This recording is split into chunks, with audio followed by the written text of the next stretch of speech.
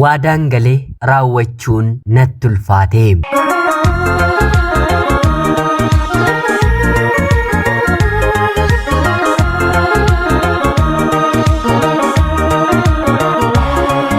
yeroodhaaf maqaa kiyya himachuun barbaadu kanan dhaladheetti guddadhee jiituu magariituu Oromiyaa keessatti barnoota kiyyallee kutaa 1 hanga 10tti seeraan maatii koo biratti ergan baradhee booda sanaan booddee kolleejjii waggaa 3 baradheen waajjira mootummaa keessatti hojiidhaan illee qacarameen hojjechuu jalqabee ture.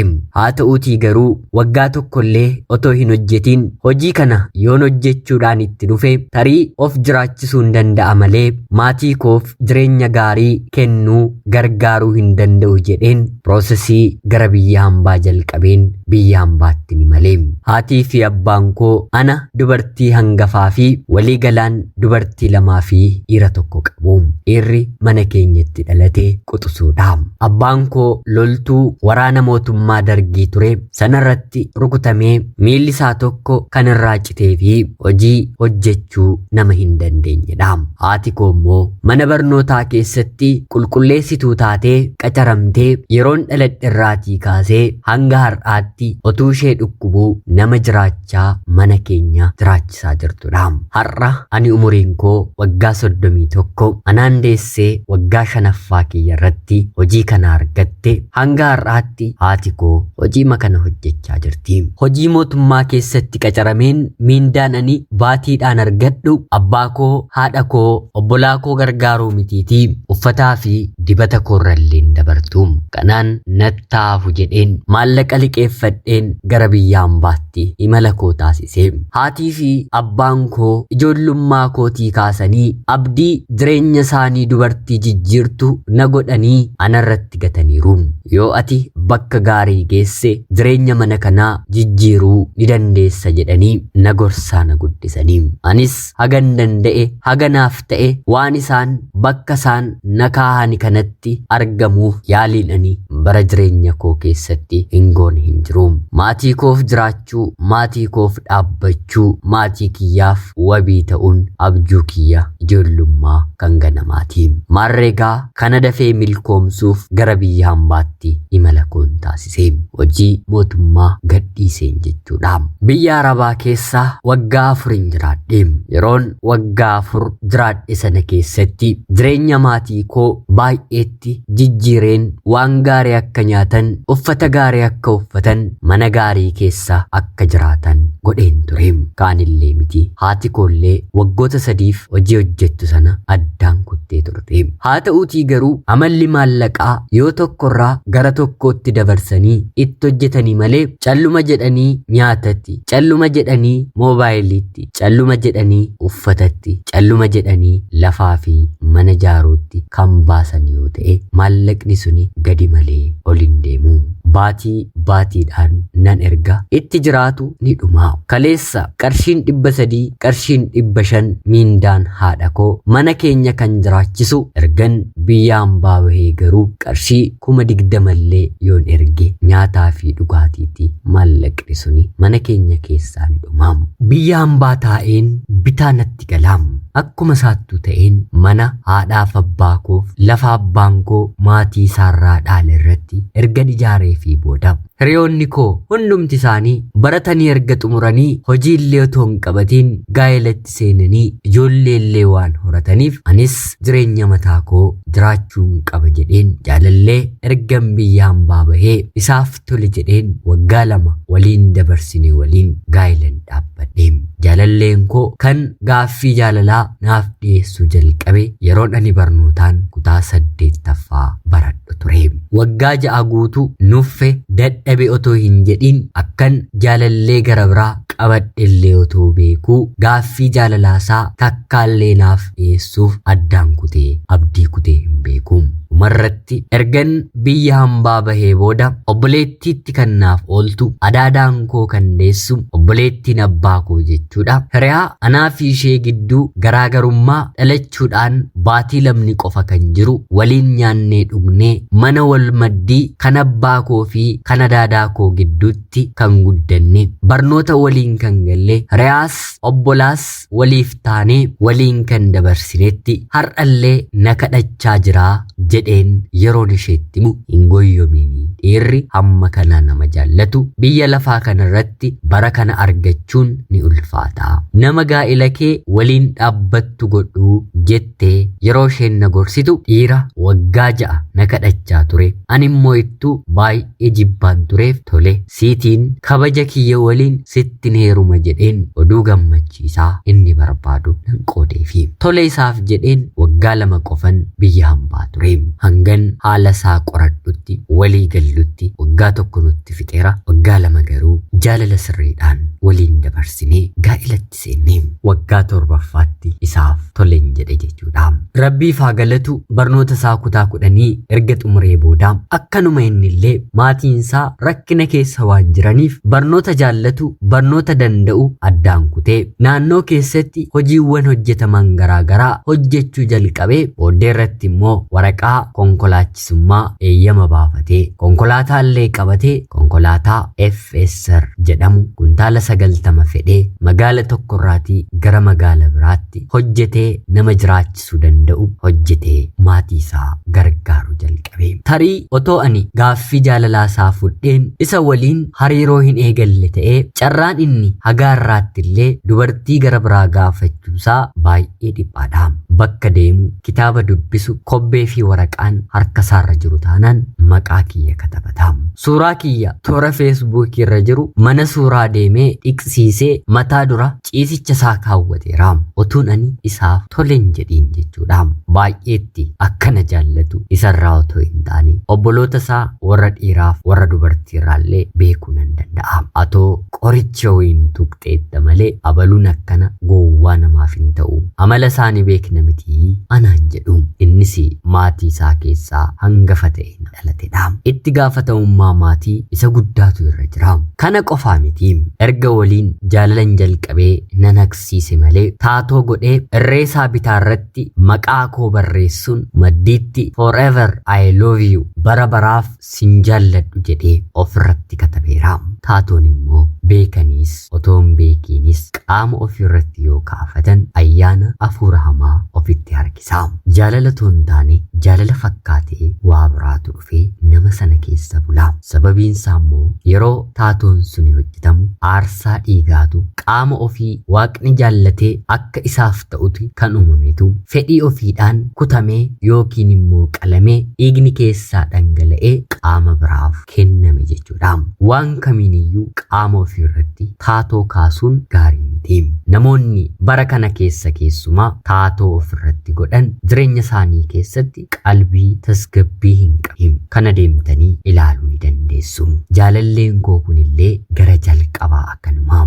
Erga na waliin jaalala jalqabee booda kana ni godhe gara amantaatti deebisuun taatoo sanas akka inni ofirraa balleessu godheen gaabbii galee qalbiin isaatti deebi'ee ni dhuga ni machaa'a nama rukuta nama faana waliin galu ture. Eega sanaa garuu tasgabbii jireenya isaa keessatti argate. Kanaan ani dhufeen waliin jiraachuu jalqabne. Mana nuuf kireessee bultii keenya eegalle. Haa ta'uutii garuu akkuma daa'ima kiyya jalqabaan daheetti abbaan manaan koo otoo konkolaachisu konkolaataan jalaa galagalee harka isaa tokko irratti walakkaan konkolaataa irra ciisa. Gargaaraan konkolaataa irra keessa yaabbateeru battaluma lubbuudhaan darbe. Isa waliin gabbinaa keessa kan jiru baay'ee miidhame. Inni otoo utaalee jalaa maquuf jedhu konkolaataan harka isaa tokko irratti kufee harki isaa battaluma baay'ee miidhame. Haa ta'uutii garuu cabni lafee isarra hin geenye. Gadhiisuu buqqa'uu kanneen kana fakkaatanii ture. Torban 2 hospitaalatti erga wal'aanamee booda gara manaatti deebi'ee. Ani yeroo sanatti daheen waan tan jiruuf mana haadha koo galeera. Hundaafuu mana haadha koo dhufeen ciisu mitiire mana maatii isaa galee. Kanaan qorumsi jireenyaa tokko jedhee dhalachuu mucaa keenyaa irratti nu jalqabe. ergan biyyaan baatii dhufe maallaqni qabadhee dhufe meeshaawwan mana keessaa guutuuf na gargaare malee wanti hafaa irra oolchadheeru hin qabu. Jireenya mataa koo nan jalqaba jedheen haadha abbaa koo obbolaa koo harka caalu ittiin fixee waggaa 4 heerumeen immoo waggaa 1 sirriitti isaan gargaareera. Haa ta'uutii garuu gargaarsi kiyya garaa fi uffatarra waan bareedurra waan hin darbineef wanti sun immoo wanta dhaabbataadhaan namaaf godhame barootaan lakkaa'amu otoo hin taane ammas irra deddeebiin godhamu waan barbaaduuf bakka hir'atu kamittiyyuu haati kiyyas abbaan kiyyas anumaatiin komatu. Daheen mana haadha kootti seeneen hanga har'aatti illee mana haadha kootiin baanee sababiin isaa immoo abbaan manaan koo erga gara hojii isaatti deebi'ee booda anoo dhufeen manan buluu guyyaa 3 guyyaa 4tti hin deddeebi'a. Kanarra mucaallee haadha keetti kennite atis hojii yoo barbaaddatte gaariidha naan jechuun yeroo sanaatiif maatii koo waliin ta'uun gaarii natti fakkaatus tole jedheen ergan heerumee mana dhaabbadhee booda mana haadha kootti deebi'een maatii koo waliin jiraachuu jalqabee. Abbaan manaan koos yeroo dhufu manuma maatii kootti na argata. Battaluman hojii argadhee ture. Haa ta'uutii garuu anaa hojiitti deebi'ee waggaa 1 daa'imni koo guutu obboleettiin koo adaadaan kiyya deessu rakkoon cimaan jireenya ishee keessatti ishee mudate.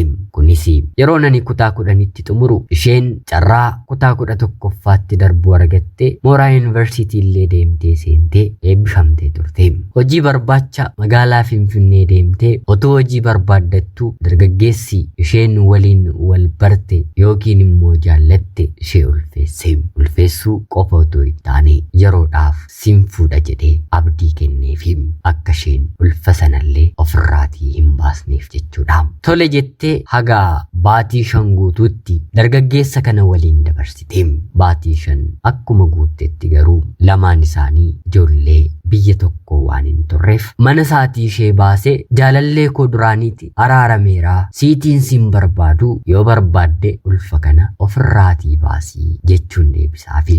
Obboleettii koo re'aa koo kana waliin tarii har'allee du'a yoo ta'e malee kana naaf ishee gargar baasu ni jira jedheen yaadu. Icciitii ishee mudate kan na dhoksitu tokkollee hin qabdu. Anillee akkanumadha.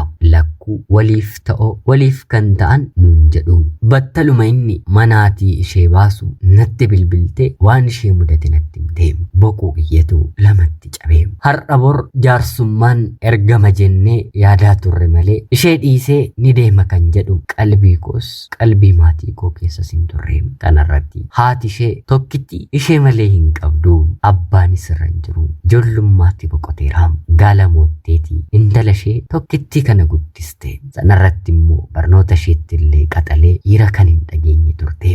Maal godha jireenyi kuni bakkatti xaxee nama kuffisu nama takaalu tilmaamuun hin danda'amu. Dubartii dhiiraaf harkan kenninetu hojii barbaachaaf bakka rakkattetti harka dhiiraatti galtee baatii muraasa waliin jiraate chaao ishee jedhee. Garaatti baachuun ilma garaatti qabaniitiif abbaa dhabuun dhukkubbii waan hundumaa caaludha. Yeroo kanatti obboleettiin koo kun kanaan booddee jireenyaa fi sabdiin qabu dahees deebi'een haadha kiyya irratti ba'aan ta'u asumatti ofin ajjeesaa jettee nattaasofte. Yeroo kanatti lafalli xundhabee maaloo lubbuu kee qaalii kanatti hin murteessi. Haadha kee tokkittii ishee si guddistetti maraatuu gootee jireenya isheen balleessin amma bakka jirtu natti dhufeen ni haasofna jedheen ishee kadhachuu jalqabee. Isheenis bakkatti dhuftu hin qabdu achuma taa'e ani wanta nuuf godhu nan beeka nan jette. Bilbilaan haatii hedduu waliin haasofne na dhaga'uu diddee boo'aa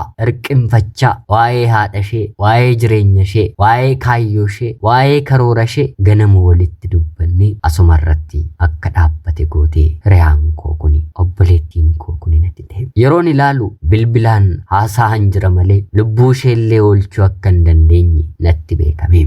Bakka hojiin jiran ture kallacha hoogganaa waajjira kiyyaatti rakkoo na mudate otoo imimmaan koo ija koorraatii arguu hirqinfadheen itti hime. Maaloo konkolaataa naaf ajaji yoo ta'uu baate obboleettii koo dhawuu hin jira jedheen yeroon itti himu lubbuu namaarra caalaare jechuun konkolaataa konkolaachisaa waliin konkolaataa akka qilleensa balaliitu tokko naaf ajaje. Obboleettii koo kana waliin otoon bilbilaan haasa'u eessa jirta jedheen Finfinnee keessa bakka isheen jirtu bareen bilbilaan sa'aatii 5 guutuu ishiin bakka teessee otoon ka'in galgala bakka bultullee otoon qabaatiin sa'aatii 7tti biyyaa kaniin ka'e sa'aatii 11tti Finfinnee bakka isheen jirtu ga'een ishee dhaqqabe. Guyyaa kana dhugaa dubbachuuf Waaqayyotu harka isaa mirgaa naaf diriirse malee konkolaataan kamuu sa'aatii 4 keessatti biyya keenyaatii magaalaa Finfinnee galtee hin beektu, dhagahees argeenis hin beeku. Yeroo kanatti inumaa maaf dhufte naan jechuun natti dheekkamte. Anis bilbilaan otoo haasa'uu lubbuu keessa dhabuu koorra waantan danda'u gochuutti murteeffadhe jedheen ishee sossobeen akkuma saattuu otoon buliin galgaluma sana konkolaataa dhufneen ni galla otoo isheen jedhin ari'aa gara magaala keenyaa deeme. Ulfishee baatii 5 ta'us sirriitti ni beekama. Haati ishee maatiin koo akka isheen ulfataate nam tokkollee hin beeku. Kuni qaanii fi saalfii waan na tureef halkanuma sana magaala keenya erga geenyee booda magaala biraa deemuu qabna jennee magaala biraatti gorree konkolaataa keessa haga bari'utti turree ganama kaanee mana barbaadnee kireessinee abbaa manaa kootiin maallaqa ergisiiseen meeshaawwan xixiqqoo mana keessaa hundumaa guuteefiin kunoo sa'aatii kanaatii kaasee hanga lubbuun koo dachee kanarra jirtutti ani si waliin hin jira. Yoon dhabe qofa yoon haga buubule qofa ati haga buubultaa. Lubbuu kee irratti hin murteessiin jedheen konkolaachisaa kana biratti waadaa galeefiin tole naan jettee na amantee waadaa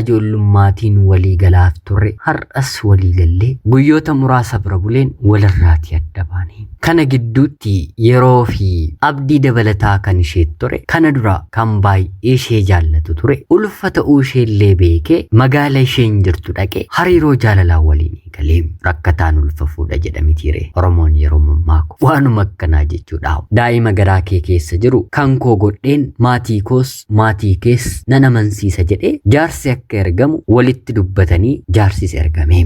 Yeroo fi carraa lootarii jedhamu ni danda'amitiire isheef jaarsas ergeem. Anis nan gammadee abbaan manaan koos gammadee anaaf isa malee icciitii kana kan beeku hin jiru. Haa ta'uutii garuu battaluma jaarsi ergamee firri baree isheenis mana haadha isheetti deebitetti hiriyoonni jaalallee ishee jaarsa ergate kana maal si dhibee jennaan dubartii abbaa fedheef miilla bantee ulfoofte fuutaa diqaalaa namaa ijoollummaadhaan guddista. Dubartiin hedduun dachee kanarra otoo jiranii isheen qoricha dhamoo kan akkana taatu gatii amma kanaa kan faltuuf jedhanii jaalallee ishee kana garaa qabanii hammeessanii dahuudhaaf torbamoonni 2 yeroo ishee hafan fuula isaa isheerraa galagalfatee bilbilas isheerraa kaasuu dhaabe. Anis deemee yeroon dubbisu hin barbaaduuni maaltu akkana dogongorse naaf hin galu jechuun deebii ani hin eegne naaf deebi'e. Waadaa galeera mitiire as achi fiigeen wantoota dubartii deesseef barbaachisu mataa kiyya guutuun jalqabe. Har'a mana haadha ishee waan galteettuuf hagas mara natti ulfaatu jedheen ture. Haati ishee dhumarratti abbaan manaan ishee mana dhufuu dhiisuunsaa battaluma shakkii ishee keessatti uumus haa ta'uutii garuu intala ishee gaafachuurra haatillee anaan gaafachuu filatti. Intalli obboleettiin koo yeroo hundumaa boossi. Kanaafi haati ishees firoottanis wanta gaafatamu hundumaa anumaatiin gaafatu. Baasii kamiyyuu anumatu danda'a. Jireenyi mana keenyaa jira. Dadhabbiin abbaa koo jira. Barnoonni obboloota koo lamaanii jira. Waan hunduu anuma irratti fe'e. Abbaan manaan koo xiqqoo na hubata. Akka jaalala isaa ganamaa garuu naaf ta'uu didee. Ati mana keessan jiraachista moo mana isaanii jiraachista moo mana koo jiraachista? Sadan keessaa tokkotti otoo citee anaaf siifis daa'ima nu gidduutti dhalatteefis jireenya keenyaafis bareedaadha jechuun na komachuu eegalee. Deemtee operaasoniitiin deesse hospitaala dhuunfaatti riifarii taate maallaqa guddaan kanfalee qophii kiristinnaa akka amantaa ortodoksii kiristaanaatti geggeeffamu baasii guddaanatu baase. Mindaa kiyya qabsiiseen maallaqa maayikiroo faayinaansii irraa liqeeffadheen gatii kanfalamuu qabu obboleettii kiyya kanaatiif nan kanfale. Kanaan otoo jennu isheenis deessee jabaattee baatii 3 baatii 4 yeroo fixu abbaan manaa koo yookiin anaan yookiin immoo isheedhaan filadhu magaala kana dhufeellee siinin argadhu taanaan haadha manaaf abbaa manummaan keenya bakka kamittidha jechuun gaaffii gaafachuun isarra jiru na gaafate. Ani immoo riyaan koo kun har'a bor waadaa keenya diigdee aariidhaan daa'ima deesse kanallee lafatti dhiiste lubbuu ishee balleessiti kan jedhu yaaddoo fi boo'icha koo yeroo hundaa waan na ta'eef bakka hojii deemeen illee isheedhaan hin amanu yaanni ishee hundumtuu boo'uu abdii kutuu jiraachuu dhiisuudha. Haati ishee erga bartee booddee immoo haati ishees abdii mucaa ishee irratti qabdu kuttee mucaan koo har'a moo bor waa of gooti jettee eegaa jirti. Abbaa manaa kootiin waadaa galee fiira bor obboleettiin koo duutee mudhii hidhadhee uffata gurraacha godhee boo'uu korra ati kana nan hubattu taanaan gaa'elli koo diigamuu wayya jedheen isaatiin illee abdii kuteera. Haatii fi abbaan koo sababa anaaf isaatti dhukkuba gara biraa dabalataniiru. Ani gonkumaa obboleettii koo kana hin dhiisu jedheen har'allee gatiitti kanfalaan jira. Haa ta'uutii garuu nama dhaatii yeroo ammaa kanatti nan dadhabee abbaan manaan koos na dadhabee maatiin koo immoo naan dadhabanii hundumtuu natti ulfaate waadaa kiyya nyaachuun immoo hunduma isaayyuu caala na taate. Sanarratti jaalalleen ishee ulfeesse fuudhee guyyaa guyyaan suuraa gaa'ela isaa gadhiifata. Kun immoo abidda gara biraa sammuu ishee keessatti qabsiiseera. Kaanillee miti mucaa keedhaaf abbaa akka taate qofa naaf amanii yeroo jettuuni lakki gonkumaa kanan godhu jedhee ishee dideem bilbila garaa garaatiin bilbiltee yeroo kadhattu arrabsee irratti cufa. Yeroo naaf gamu guyyaa tokko haadha manaa isaatti bilbileen dhugaa jirtu itti himeen yeroo bartu daa'ima qabataanaan gaa'illi kiyya umriin qabu jettee jala murtee isatti himtee akka dahuufiif fedhan qabnillee baasii guddaa baasanii baatii 2 otoo hin turin hangan haala mijeeffadhuuttiin waliin jiraadha jettee isatti himteetti. Innis haati manaan koo sababa kanaatti anarraatti addaan haawaatu malee bakka jirtutti rasaasaan adda kee fi adda daa'ima kee keessan baasa jedhee ishee doorsiseera. Yeroo kanatti ani yoosi situ dhiiraa anatummoo dubartiidha jedheen ani si haaloo koo isa beeksiseera. Yaa obboloota koo jireenyi xaxaa natti taate isa kam akkan hiiku isa kam immoo akkan dhiisu bitaa natti galeera. Hundumtu mataa na dhukkubsaa. Asiin haati koo fi abbaan koo sababa abbaa manaa kootti na lolu. Asiin immoo abbaan manaan koo na lola. Asiin immoo obboleettiin koo yeroo hundaa natti boossi. Achiin immoo gaa'elli koo diigamnaan lubbuu keen baasa jedhee obboleettii kootti fakkara. Asiin immoo waadaan galee riba na dhorkaa. Wantan godhu karaarran deemu murteeffachuun bilcheeffachuun na dhagee egeree koo waan hin wallaaleef tarii namni nama jabeessu hubataan isin keessaa waan hin dhibneef haalan keessan jiru dhukkuba koo isiniif qoodeera. Yaada qoricha siif ta'anaan jettan naaf qoodaa. Ana obboleettii keessan Jiituu Magariituu Oromiyaa keessaatiin ulfaadhaa nagaatti galatoomaa.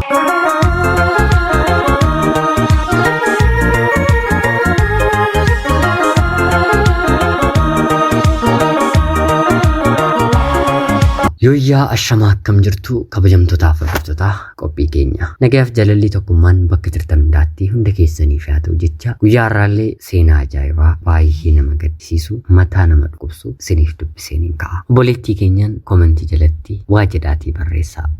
Ani seenaan kun kan natti hime dhuguma biyya lafaa kanarra namni akkana obboleettii isaatiif gatii kaffalu ni jiraayee kan jedhudha. Ammayyuu Waaqayyo si haa jajjabeessu. Hanga kee jabina waan hin qabneef Waaqayyo immoo hundarra jabaataa waan na ta'eef jajjabina isaa siif haa kennu. Akkuma ati namaaf dhiphattu Waaqayyo jireenya keef siif haa dhiphatu. Kanaan ala'anii yaadas gorsas mataa kiyyaaf siif hin qoodu hin qabu. Jabaadhu. Waadaa kees hin diigin. Gaa'ela kee irraa saddan bahin. Maatii kee biraas hin dhabamin. Akkuma amma dandeessit boris jabaadhuu danda'insiin jedha. Egaan jaalatamtoota hordoftoota qophii keenya isinis waa katabaa fi jedheen qophiin guyyaa har'aaf isiniif qabaddeen dhiyaadhe kanuma fakkaata. Seenaa barsiisoo fi bashannansiisoo gara biraatiin haga walitti deebinutti bakka jirtan maraan turtii gaarii.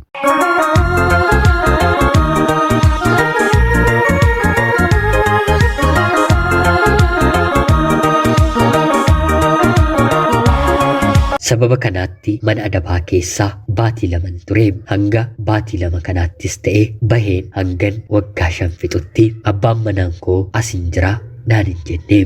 Sanarra garuu waggaa 2 booda booddee akka du'ee fi suuraan isaa toora sooshaal miidiyaa irratti akka maxxanfameeru namoonni isa beekan dhufanii natti himanii suuraa toora sooshaal miidiyaa irratti maxxane isa miti jedheen dhibbatti mormeen ture.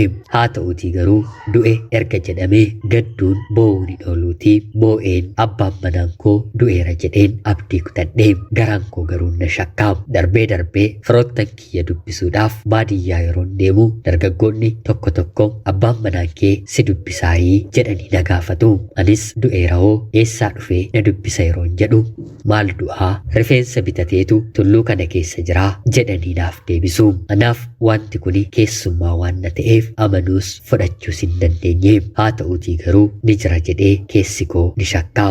Si'a 2-3 akka inni jiru natti himameera. Booddee irratti mudhii koo hidhadheen obboloonni isaallee na gargaaraa isarraa adda baheen waggaa 5 jiraadhe. Waggaa 5 booddee dubartiidha waan na ta'eef gaa'ela dhaabbachuun qaba jedheen gaa'ela gara biraan dhaabbadhe. Kan nama ajaa'ibu ani gaa'ela dhaabbadheen torbee 2tti abbaan manaan koo bade bakka du'ee ka'ee bakka badee argamee manuma na dhiisee deemetti dhufee abbaa manaa kee kana dafii ofirraa baasii yookiin halkan tokko dhufeen siis abbaa manaa kees biyyeetti dabalaa hangan haala mijeeffadhuutti malee ati haadha manaa koodhaa jedhee daqiiqaa 30 otoo na biran tureen daa'imni isaallee mana barumsaatii hanga deebitutti otoo eegiin deebi'ee sokkee. Anis abbaa manaa kiyya lammataa waliin hin jiraadhuun rakkoon akka kanaa uumamee jira narraa deemii si ajjeesaa bosona jiraachaa jira jedheen deebisee fi yeroo kanatti abbaan manaan koo dhufee si waliin anaan haa ajjeesu malee ani siin dhiiseen eessayyuu hin deemu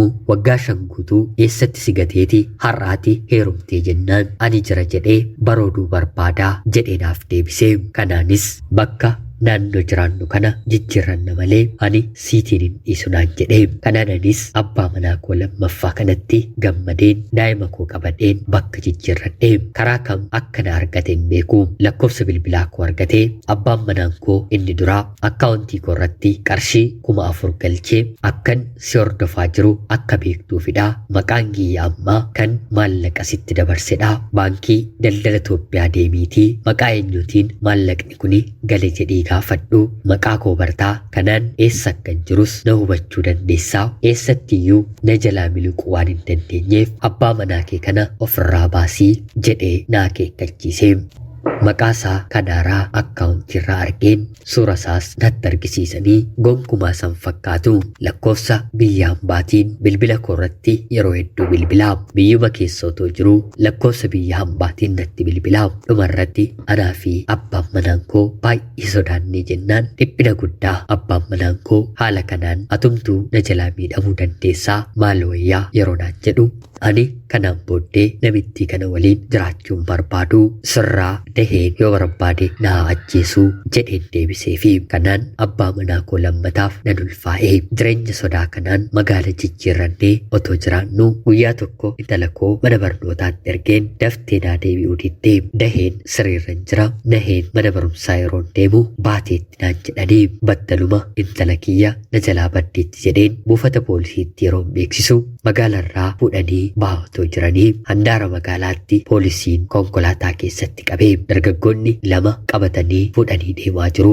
Eenyudha isin jedhamanii yeroo gaafataman fidaa jedhamneetii jedhanii deebisanii eenyutu fidaa isiniin jedhee yeroo jedhan abbaa ishee abalu jechuun maqaa akkaawuntii baankii irraan argeen natti dubbatanii kanaan eega sanarraatii kaasee sodaachuun jalqabee. Poolisiin aanaa keenyaa garuu battaluma sakatta'uu jalqabee suuraan isaa raayyaa ittisa biyyaa fi poolisii Oromiyaaf tamsaasamee namoota hojii akkasaa hojjetan 12 ta'anii magaala keessa socho'aa jiranii. Poolisiin Oromiyaa magaalaa Hoolotaatti bara 2016 harkatti qabeenii kanaan to'annoo jala ooluun ajjeechaa lubbuu hanna qabeenyaa jijjiirraa maqaa fi kanneen kana fakkaataniin isaa fi hiriyoota isaa hidhaan umurii guutuu itti murtaa'ee anis boqonnaa argadheen jireenya koo haaraatiin tasgabbaa'een jiraachuu nan jalqabe. Sodaan inni yeroo hedduu bilbilee na dorsisu siis abbaa manaa kees biyyeettiin dabaluu nun jedhu hundumtuu rabbiif galanni haa ta'u amma nurraa citeera.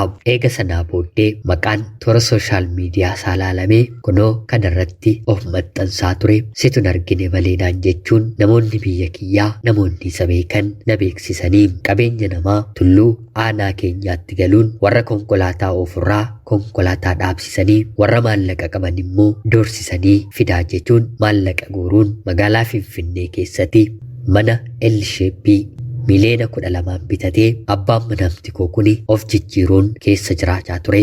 Jireenyi isaa tulluu keessa ta'us haa ta'uutii garuu yeroo hojiif qofa garaachiitti godaanaa meeshaawwan waraanaa daddabarsuun ana biratti baajaajii gurguree kan jalqabe dhumarratti kunoo hidhaa kanaaf gahee.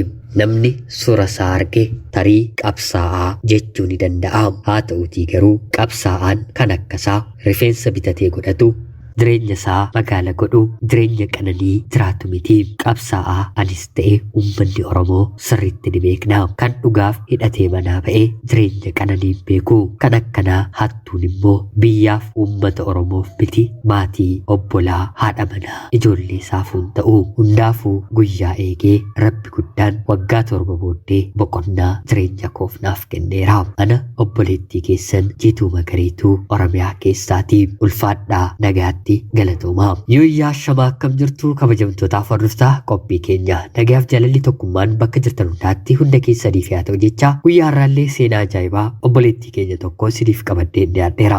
Akka isin irraa barattanii hubannoo cimaatee tokko irraa argattan homaa shakkii tokkollee hin qabu.